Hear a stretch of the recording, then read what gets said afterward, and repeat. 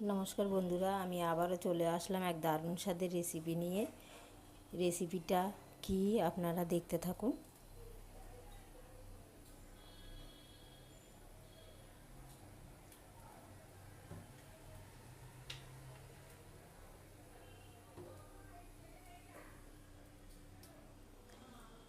এইখানে আমি বেসন নিয়ে নিয়েছি, হলুদ,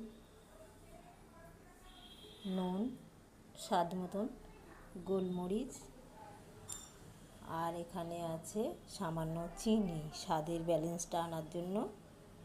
আর এখানে দিয়েছি একটু বেকিং সোডা, দিয়ে দিলাম একটু বেকিং সোডা। অল্প অল্প জল দিয়ে আমি ব্যাটারটাকে মেখে নেব।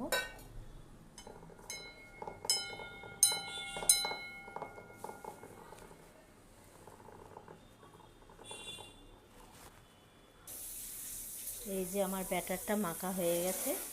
আর এখানে নিয়ে নিয়েছি আমি কুমড়ো পাতা, ভালো করে দেখে ধুয়ে নিয়েছি।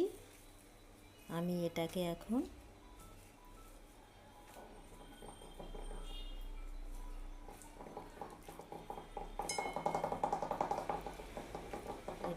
পোট করে এখানে তেলে দিয়ে দেব।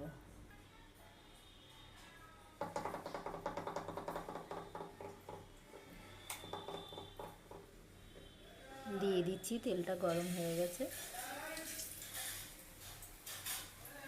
একে একে এইভাবে আমি সবটাই দিয়ে দেবো। এই পিঠটা হয়ে গেছে, আমি উল্টে দিচ্ছি।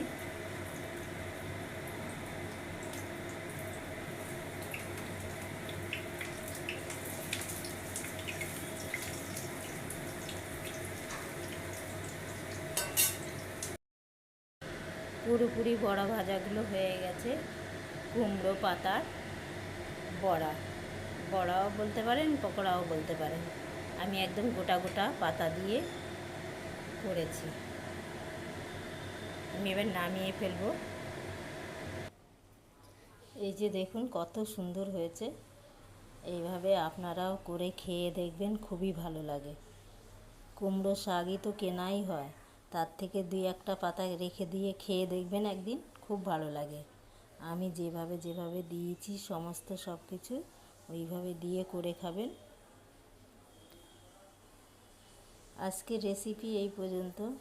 যদি ভালো লেগে থাকে তোমাদের কাছে লাইক, শেয়ার, কমেন্ট করবে।